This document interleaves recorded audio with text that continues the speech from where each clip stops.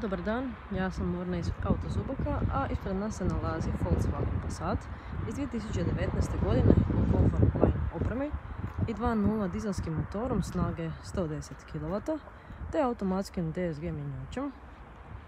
Vozilo je prešlo 134.000 km, a od opreme izdvajam LED svjetla, svjetla za maglu, prednje i stražnje parking senzore,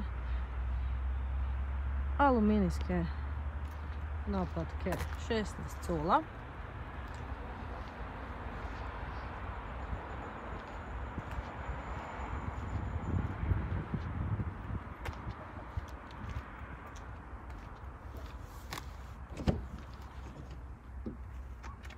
unutra imamo kožni multifunkcionalni volan, tempomat,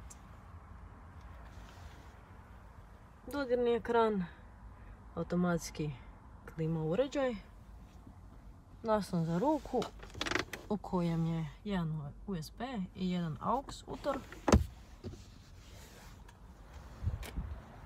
Sjedala su podesiva po visini i električno su podesiva u lumbalnom dijelu.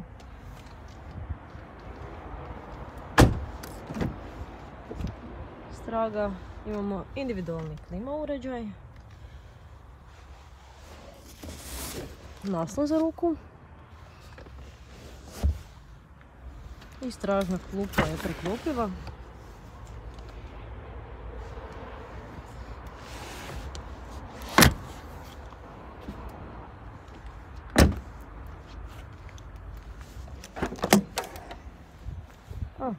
U prtljažniku imamo otvor za skije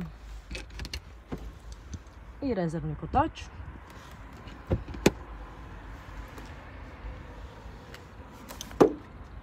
A ukoliko želite saznati više informacija o vozilu i načinima financiranja, slobodno nam se obratite u najbližoj poslovnici Auto Zubaka ili nas kontaktirajte na broj 0800 5432.